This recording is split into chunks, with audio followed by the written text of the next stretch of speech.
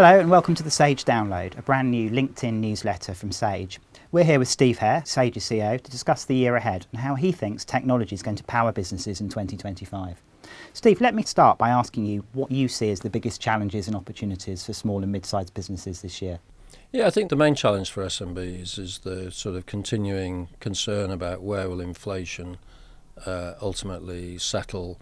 Some of the cost pressures around things like energy costs remain, and also, trying to find and hire the right talent. I think on the opportunity side, small businesses tend to be very optimistic. We're still seeing record numbers of new businesses being created, and I think the advent of AI and more advanced AI gives people lots of opportunities to invest in their own productivity and so really, focus on growing their own businesses.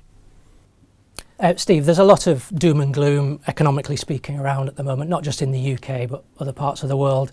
What do small and mid-sized businesses have to be cheerful about as they head into 2025?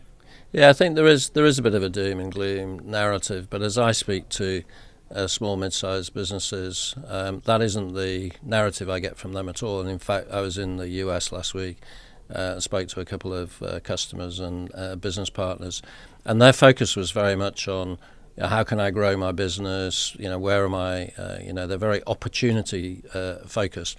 Obviously, they've got an eye on how they can do things more efficiently. But their starting point is how do I grow my business? And I think whether you're in the US, whether you're in Europe, whether you're in the UK, there's still a lot of new businesses being created. There's a lot of people with ideas, trying to create growth businesses. And I think we need to shift that narrative to a slightly more positive. We've got a great environment in many countries for new business starts, and let's try and get behind them and make them successful.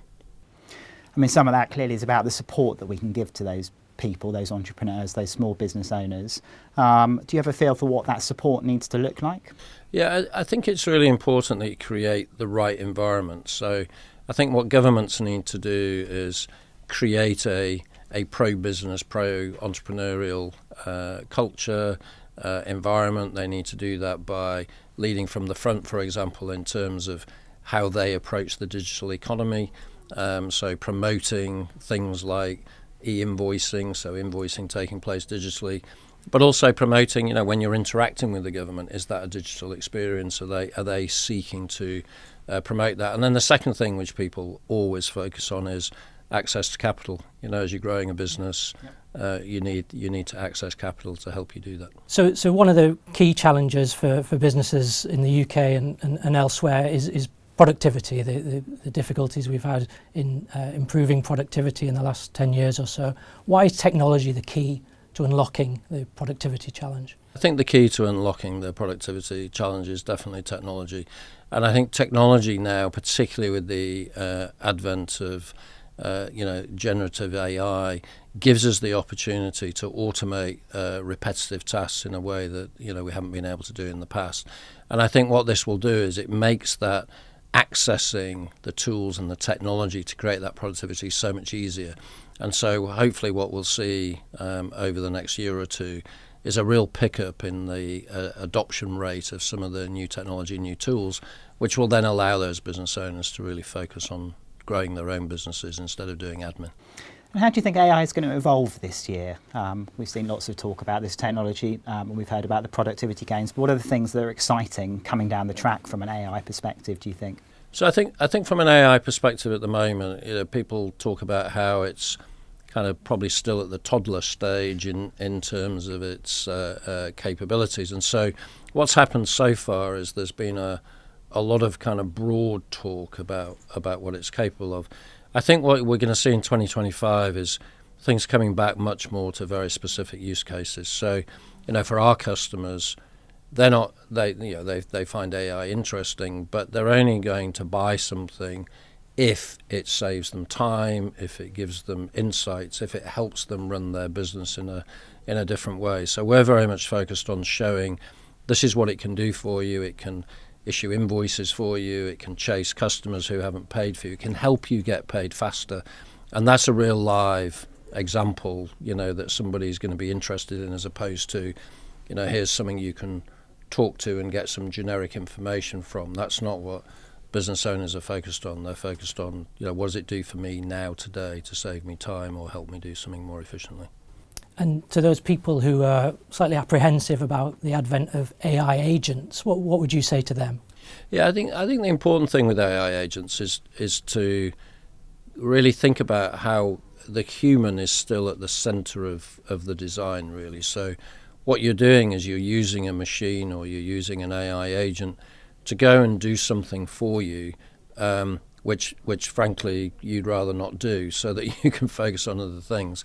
There will obviously be examples of where an AI agent can do something from start to finish, but typically in our world, it's something that it's supplementing what you as a human is doing, and is very much leaving you in the center and leaving you in charge. And I think the advice I always give to people is, don't worry about being replaced by an AI agent, but what you should do is really lean into understanding, what that agent or what this technology can do for you, because you don't want to resist it. You want to embrace it and get it to help you.